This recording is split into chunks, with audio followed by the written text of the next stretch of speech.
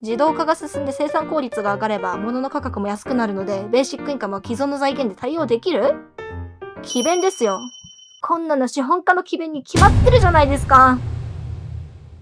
シンプルゲート、皆様いかがお過ごしでしょうか？バーチャル革命家のネリーです。今日はちょっと長くなるのでテンポよく進めていきますよ。今回は H 社会主義の究極の目標についてお話ししようと思います。それはH 革命とは世界革命を目指しているので、正確に言うと80億総ニート社会ですね。H 革命党は全人類を労働から解放することを目指し、人類ニート化計画を推進します。いや、みんな絶対何言い出すんだこいつって思ってるでしょ。それか完全に受け狙いの動画だと思ってるでしょ。でもね、大真面目なんですよ。H 革命党は本気で人類を労働から解放しようとしています。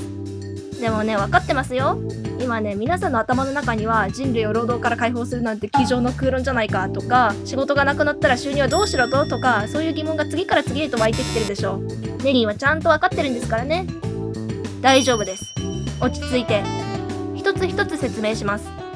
まずは人類を労働から解放することは可能なのかという点についてお話ししていきます。結論から言うと、今後数十年で半分くらい可能です。半分くらい可能ってどういうことなんだって感じですが、人類の労働の半分は自動化できるということです。半分っていうのはネリーが今適当に考えた数字じゃないですからね。2013年に発表されたオックスフォード大学の研究者マイケル・オズボーン氏のめちゃくちゃ有名な論文で、雇用の未来っていうのがあるんですけど、そこで算出されている自動化される可能性のある職業の推計値です。この雇用と未来って論文がなぜめちゃくちゃ有名かなんですけど、それは当時とっても衝撃的なことが書いてあったんです。雇用の未来は今後20年のうちに AI やロボットが人間の職種の 47% を奪う可能性があるという推計を示して世界中に衝撃を与えました。そんなインパクトのある論文だったんですけど、当然この推計値を過大評価だとして否定する人たちもいます。OECD 経済協力開発機構はこの論文を受けて自動化される労働量を再計算し、その結果 9% の仕事が機械に代替されると見積もりました。これだけ数字に開きがあるともう何も信じられなくなりませんか？大丈夫です。ネリーも人類を信じてないから。なぜ両者の数字にこれだけ差があるかというと、OECD は職種ごとではなくタスクごとに計算し、また人間の雇用が奪われた分、新たな分野の雇用が生まれるといったことを計算に含んでいるからです。でもですね、この推計値の根底にはそもそも人間の仕事を機械に奪われると不都合であるという前提があるんです。新たな分野の雇用が生まれるというのは、つまり職にあぶれた人が食いつなぐために何とか食いぶちを見つけなければいけないから起こることです。これではいくら技術が発展しようと人類が労働から解放されることはありませんよ。そう。適切な制度がなければ仕事を失った人間は生活のために新たに仕事を作り出すしかないのです。世の中には労働力が必要だから存在する労働と、生活の手段が必要だから存在する労働があるんですよ。逆に言えば、労働をしなくても生活が保障される社会になれば自動化を抑制する動機はなくなり、この数字はもっと高いものになるはずです。AI は年々進化しています。例えば2000年代には運転技術は高度な認知機能を要求するため自動化は不可能だと言われていました。ところが2020年現在では AI による運転支援を搭載した車というのはごく普通になっていますよね。さらに中国ではすでに機械が主体の自動運転車が走行しています。自動翻訳もほんの5年ほど前までは自然な翻訳は無理だと思われていました。しかし自動翻訳はここ数年で急激に進歩して、今や言語によってはほとんど人間と変わらないクオリティの翻訳ができるようになっています。今では大体不可能だと思われている職も数年後には機械にとって代わられている可能性が十分にあります。さらに新型コロナの流行で人間の労働で成り立つ社会の脆弱性が示されました。今回のパンデミックで急速に労働の自動化やロボットの活用が進んでいます。コロナの影響は今後数年は続きそうだし、今後も別の感染症が現れる可能性を考えると、このトレンドは止まらないでしょう。以上のことを考えると、機械が人間の仕事の 47% を代替するというのは決して大げさではないとネリーは考えます。まあそもそもこの 47% っていう数字もね、技術革新の第一波で自動化される可能性の高い職業の割合っていうだけなんですよね。技術的障壁を乗り越えれば、将来的には今あるほとんどの職業が自動化できるようになるだろうと雇用の未来でも述べられています。ところで先日、国際労働機関が世界中の15から24歳の若者の 22% がニートであると発表したというニュースがありました。これって素晴らしくないですか？働きアリの5匹に1匹はサボりだと言いますけど、人類もね、ついにアリ並みにサボることができるようになったんですよ。素晴らしくないですか？ちょっと無理やりな計算になりますけど、仮に世界中の労働人口の5分の1がニートで残りの5分の4がフルタイムで働いてると仮定すると、人類はね、すでに平均して週4労働が達成してることになるんですよ。すごい進歩だと思いませんか？人類の大部分が週6から週7労働をしなければいけなかった時代を考えると、すごい効率化ですよ。やっとアリと同じ土俵に立てるようになったんですから。人類すごい。なので、英知革命党はこれをさらに半分にした週2労働を当面の目標にします。もちろん究極の目標は80億総ニート社会ですが、当面は週休5日を目指していきます。で、週休5日はいいとして、機械に雇用を奪われた人間はどう生活していけばいいのか。週2労働で生活費を確保できるのかという疑問が次に湧きますよね。よく、機械が単純労働をするようになれば、人間はクリエイティブな仕事に専念できるようになるっていう人がいますけど、そんなわけあるか。 YouTube を例に説明しますよ。YouTuber の数って年々増えていて、新規参入者が YouTube で食ってくのってほとんど無理な状態なんですよ。一度 YouTuber の年収計算サイトで推しの VTuber 検索してみてくださいよ。この業界がどれだけしょっぺんのかわかりますから。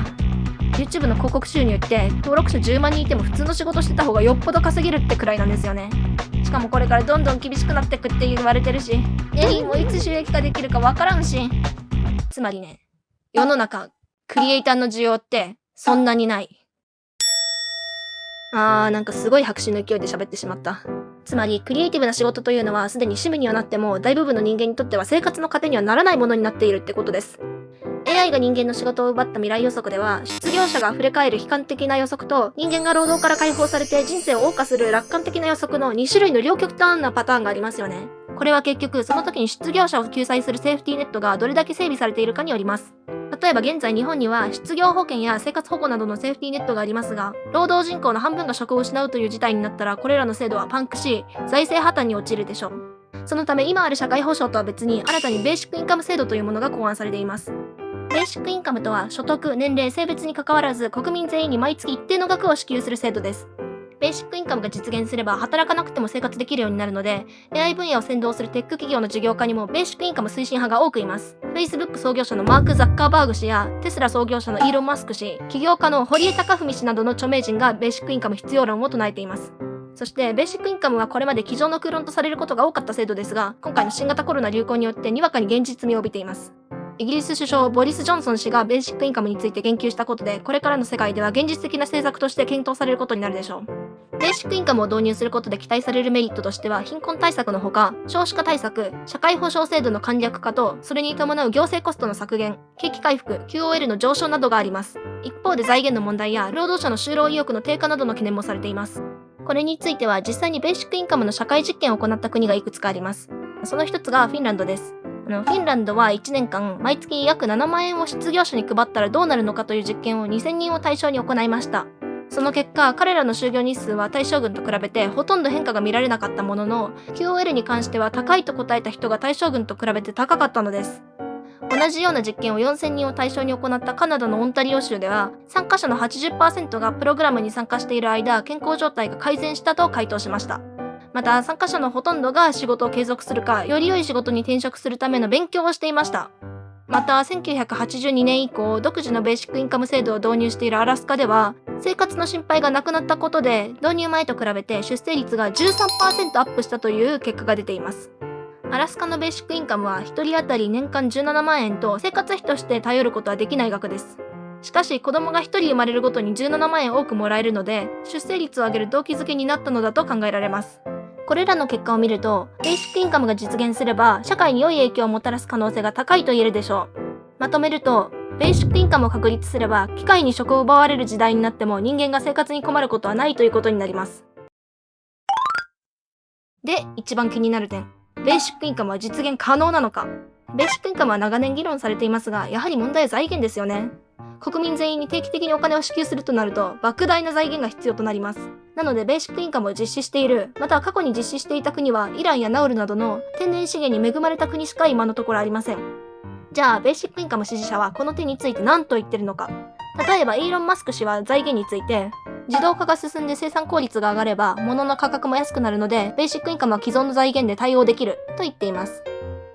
自動化が進んで生産効率が上がれば、物の価格も安くなるので、ベーシックインカムは既存の財源で対応できる？